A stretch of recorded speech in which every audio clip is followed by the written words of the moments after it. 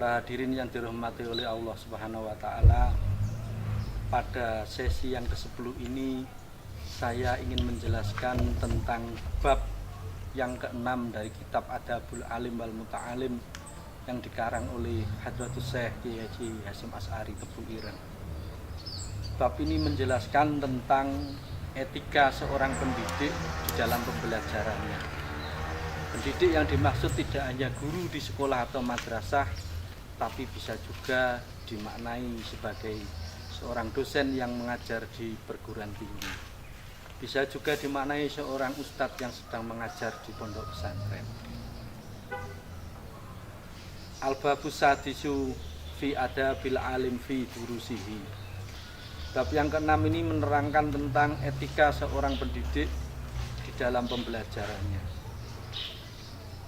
Dijelaskan bahwasanya seorang pendidik ketika dia berangkat dari rumahnya, berangkat dari tempat tinggalnya untuk menuju tempat pengabdiannya, entah itu sekolah, madrasah, pondok pesantren maupun perguruan tinggi, maka dia harus melakukan beberapa hal sebelum melaksanakan tugasnya yang mulia itu. Yang pertama di sini dijelaskan ayyatatohharo minal hadisi wal khobat, minal hadas wal khobat. Seorang pendidik itu harus membersihkan dirinya dari hadas baik kecil maupun besar dan menghindarkan diri dari kotoran-kotoran najis. Ini penting karena kebersihan itu adalah bagian dari iman. Dan bagaimana seorang pendidik akan bisa ditiru oleh para anak didiknya ketika dia tidak mampu memberikan contoh dari dirinya sendiri. Yang kedua, menurut Kiai Haji Hasyim Asy'ari adalah wajatanadzul fahu, yaitu dia harus membersihkan pakaiannya juga. Tidak hanya dirinya tapi juga pakaiannya. Yang ketiga, wayatatot thayyibah, dan memakai harum-harum, mewangi-wangian agar apa yang disampaikan ini bisa menjadi teladan bagi muridnya. Yang keempat adalah wayal basu ahsana siyabihi. Dia dianjurkan untuk memakai pakaian-pakaian yang pantas, yang baik, karena bagaimanapun juga itu adalah upaya untuk mengagungkan ilmu yang akan diberikan kepada para muridnya. Hal ini perlu ditekankan, di samping untuk mengagungkan ilmu juga ini adalah perintah syariat. Bagaimana seorang manusia dianjurkan untuk menjaga dirinya. Hadirin yang dirahmati Allah Subhanahu wa taala, profesi pendidik itu sangat mulia. Oleh karena itu, Hadratus Syekh Hasyim Asy'ari pada paragraf yang kedua menjelaskan bahwasanya niat seorang pendidik ini harus ditata sebelum dia masuk menjadi seorang profesional dalam mengajarkan ilmu. Niat mendidik baik di perguruan tinggi, di sekolah, madrasah ataupun di pondok pesantren menurut Kiai Haji Hasyim Asy'ari ada 4. Yang pertama adalah taqarrub ilallah ta'ala. Bagaimana seorang pendidik ini akan mendekatkan dirinya kepada Allah melalui profesinya, melalui mengajar. Bagaimana dia akan menjadi lebih dekat kepada Tuhannya. Ini penting karena mengajar itu adalah di samping sebuah profesi juga menjadi sebuah perintah agama. Yang kedua, menurut Kiai Haji Hasyim Asy'ari adalah bagaimana mendidik ini adalah wanasrul ilmi asyarif. Mendidik dalam rangka dilakukan untuk menyebarkan ilmu yang sudah diperoleh oleh pendidik pada masa sebelumnya. Oleh karena itu, seorang pendidik harus memiliki ilmu yang berbobot dan itu harus dikembangkan secara terus-menerus, tidak boleh berhenti. Karena perkembangan zaman sekarang menuntut seorang pendidik dimanapun dia berada, di lembaga manapun dia berada, untuk terus melakukan up to date terhadap ilmu yang diperoleh. Tidak boleh berhenti karena zaman terus berkembang dan kecanggihan teknologi terus berkembang dari waktu ke waktu. Yang ketiga, menurut Kiai Haji Hasyim Asy'ari, mendidik itu adalah wa ihya'i dinil Islam. Itu sebagai upaya untuk menghidup-hidupkan ajaran Islam. Terutama guru-guru, para dosen, para ustadz yang berkecimpung dalam dunia pendidikan Islam. Ini sangat penting. Bahasanya mendidik tidak hanya sekedar mengajarkan ilmu, tapi Kiai Haji Hasyim Asy'ari sudah menggarisbawahi dan memberikan koreksi kepada kita. Bahasanya mendidik juga bertanggung jawab secara moral untuk memperbaiki akhlak dan adab yang dimiliki oleh anak didik kita. Kalau sekedar transfer pengetahuan, itu dengan mudah sekarang kecanggihan teknologi sudah membantu kita dalam memperoleh pengetahuan. Seolah sekarang dunia tidak berbatas antara satu negara dengan negara yang lainnya. Namun yang namanya pendidikan itu juga bertanggung jawab untuk menjaga akhlak, memberi teladan yang baik bagi anak didiknya. Dan tugas yang kedua ini bagaimana mentransferkan nilai-nilai akhlak ini tidak bisa digantikan dan tidak akan mungkin digantikan oleh kecanggihan teknologi. Disinilah perannya seorang guru, seorang ustadz, seorang mudaris, seorang dosen untuk dalam pembelajaran. Yang keempat, menurut Hadratus Syekh Hasyim Asy'ari, profesi pendidikan itu adalah watablighu ihkamillahi ta'ala.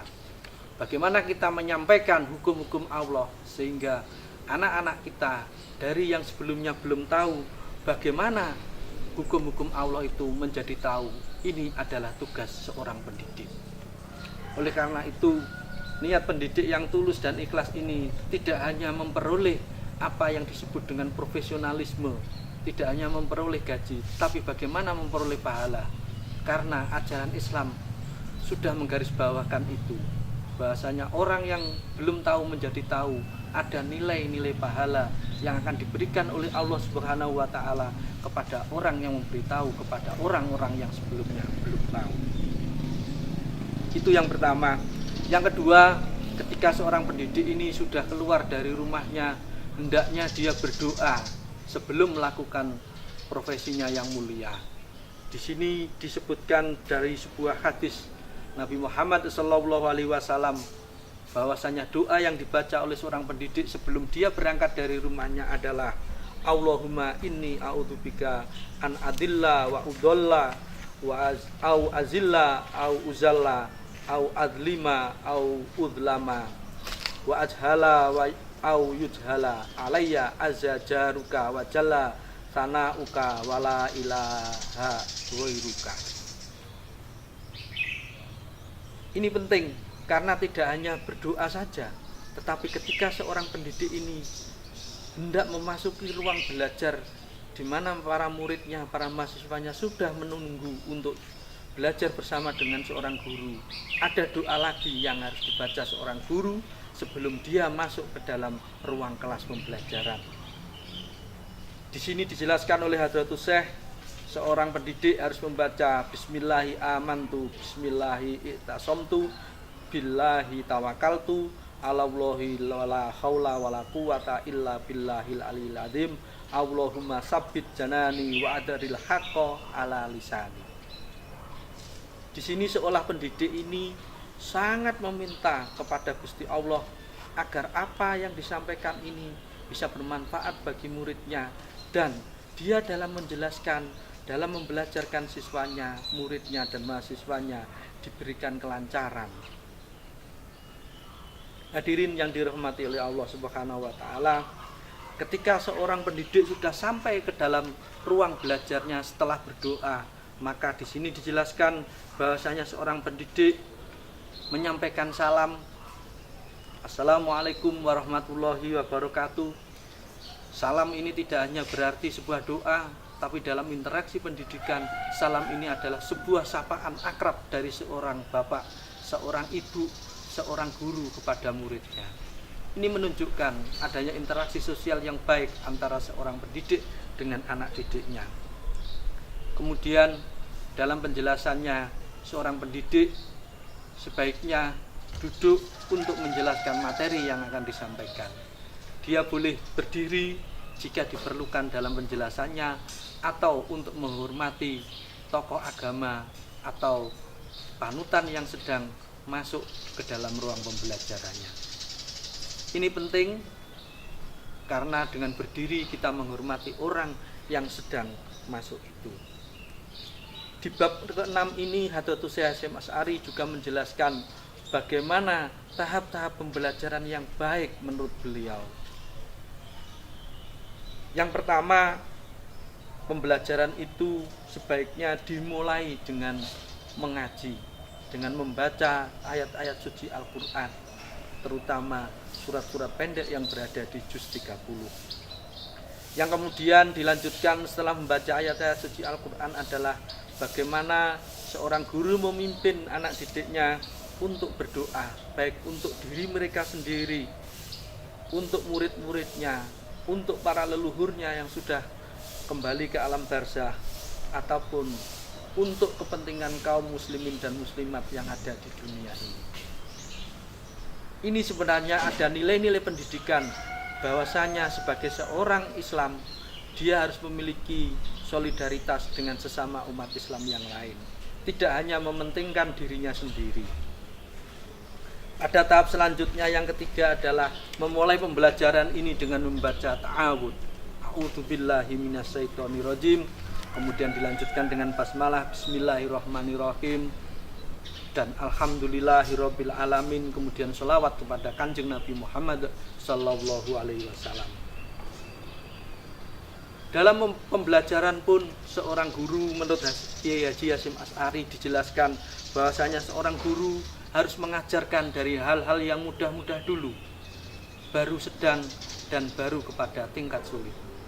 Tidak baik seorang pendidik mengajarkan ilmu yang dimulai justru dari hal yang sulit baru beralih kepada yang mudah. Ini penting karena seorang murid itu memiliki kecerdasan yang bermacam-macam, dan bagaimana itu bisa dimulai dengan hal-hal yang mudah dulu. Hadratus Syekh Haji Hasyim Asy'ari di sini di bab 6 ini juga menjelaskan bahwasanya hal-hal atau materi-materi yang penting dalam pembelajaran dan sangat penting bagi kehidupan seorang santri, seorang murid ini harus dibelajarkan dulu. Hal-hal yang terkait dengan akidah, keimanan, fikih, akhlak ini harus ditanamkan lebih dulu sebelum seorang siswa, seorang santri dan seorang mahasiswa ini belajar ilmu-ilmu sesuai dengan keinginan masing-masing, sesuai jurusan dan program studi yang diinginkan. Hal-hal yang penting yang terkait dengan akidah, ilmu kalam, fikih, dan akhlak ini penting sebagai sebuah fondasi ketika kita akan membangun sebuah rumah. Maka kekuatan fondasi itulah yang akan menjadi faktor utama dalam kelangsungan sebuah rumah. Apakah rumah itu akan bertahan lama, pendek, atau dalam hitungan beberapa hari dia akan dengan roboh. Ini tergantung fondasi yang dibangun dalam membangun sebuah rumah. Begitu pula dengan ilmu. Apakah seorang peserta didik, baik itu mahasiswa, santri, siswa, atau murid, akan dengan mudah dia kuat imannya, akan langgeng dalam melaksanakan hukum-hukum syariat Islam, dan akan menggunakan ilmunya dalam demi kebaikan dan kemaslahatan umat manusia. Itu tergantung akidah, akhlak, dan fikih, dan yang lain sebagainya yang diberikan pada periode awal. Tidak sekedar ilmu-ilmu sesuai kompetensinya dan sesuai keinginan yang diinginkan di dalam program studinya.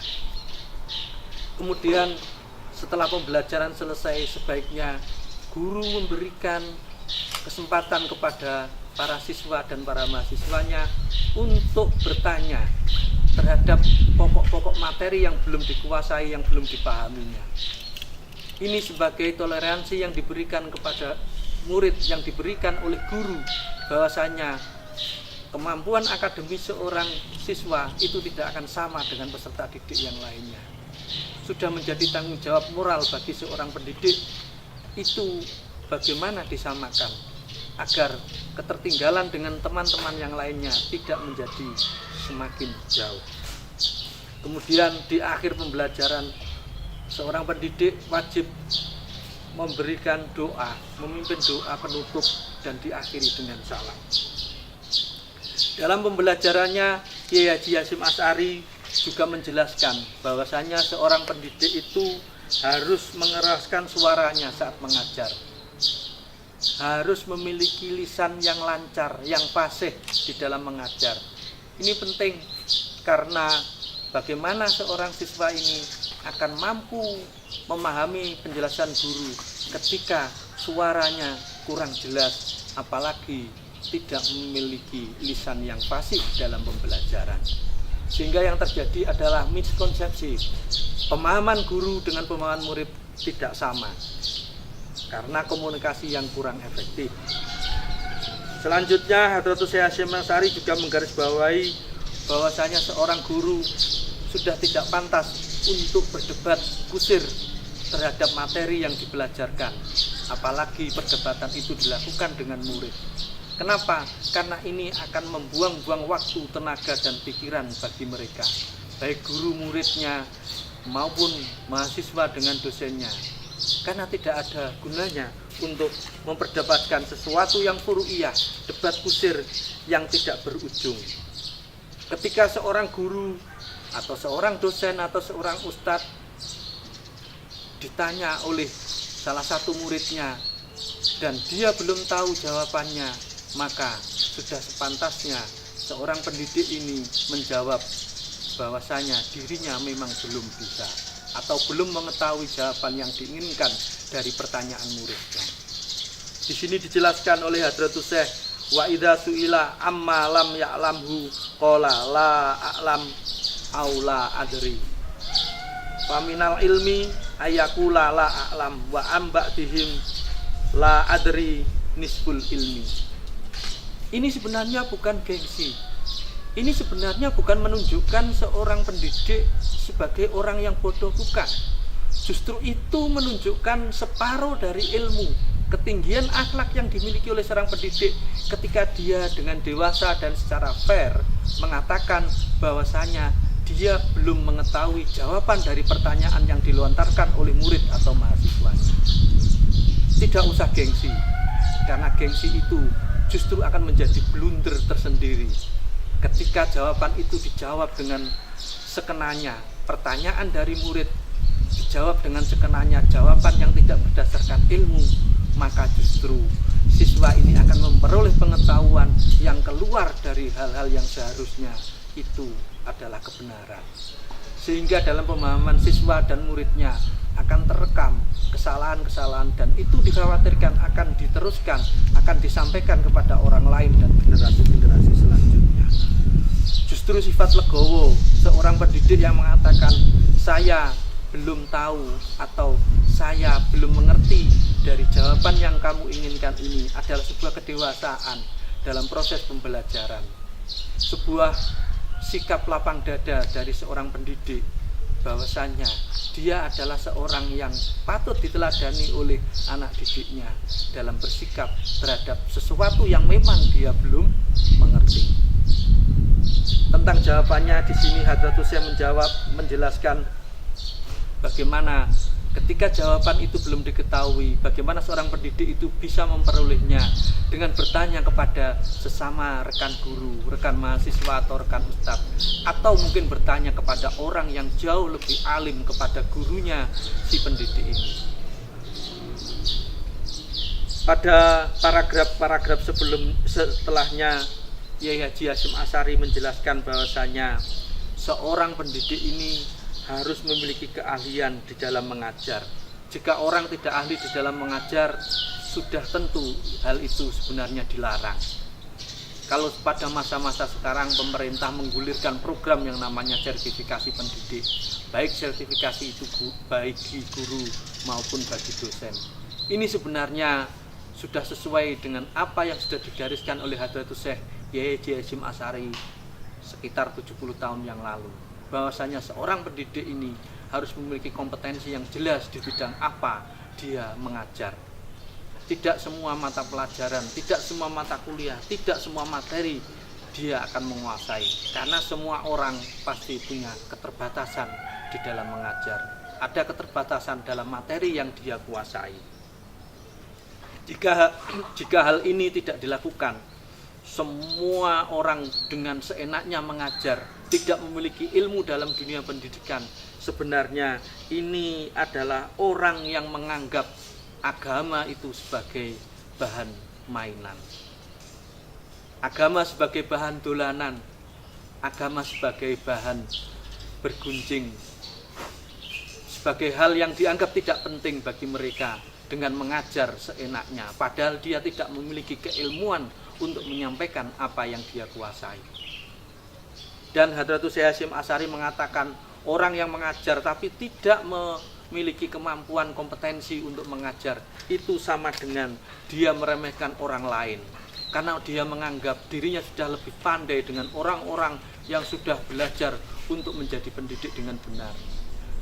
Dan orang-orang semacam ini sama dengan meremehkan anak didiknya, meremehkan santrinya, meremehkan mahasiswanya, meremehkan murid dan siswanya, karena mereka akan diberi sebuah pelajaran yang tidak ada gunanya.